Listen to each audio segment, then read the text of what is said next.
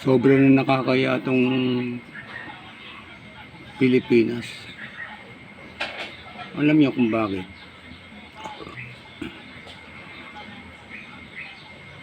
Sa buong mundo, wala kang mababalitaan na nag-a-addict ang namumuno.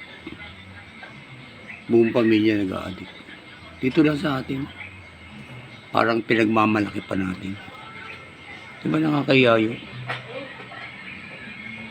Yung mga militar natin, parang sinusuportahan pa nila.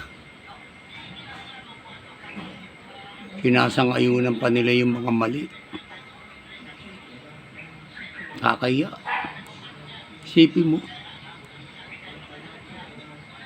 Hanggang ngayon nasa Amerika pa yung isa. Drug ang problema. Balita pa, bitay.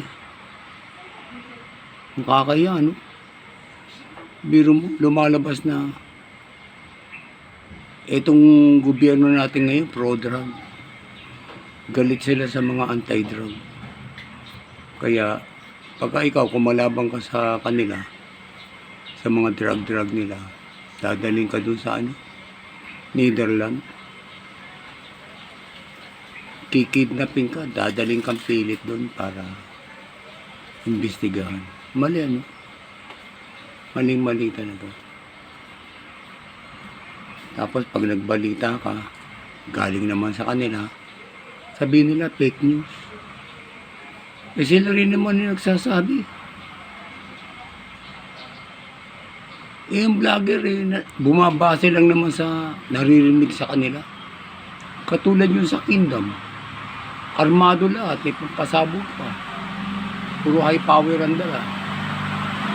So, yung imbestigahan tinanong kay President Bongbong Marcos na may mga armas, ano sabi? Walang armas. Wala silang dalang mga baril. Ba't hindi yun pinatawag yun sa Congress? Malinaw na fake news yan. Di ba? Fake news. Yung ginagawa nyo sa Congress. Yung sinasabi nyo yung kay Sara, 125 million na nauubos. Di malaman kung saan dinala. Yung sa inyo nga, iniimbestigahan din. Trillion na. Billion. Ba't hindi nyo imbestigahan din yung mga kasama nyo? Ibig sabihin may pinapanigang kayo. Ngayon sabihin nyo, fake news ako. Sa inyo ko rin naman nakikita. Ulitin natin yung mga video. Pambira yan. Mali yan. Hindi tama yan.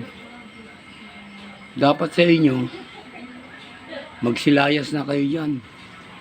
Hindi na rin naman kayo naniniwala sa batas Gumagawa kayo ng sarili nyong batas Imbestigahan lang ninyo. Pag hindi nyo gusto yung sinasabi, sabihin nyo, sinungaling.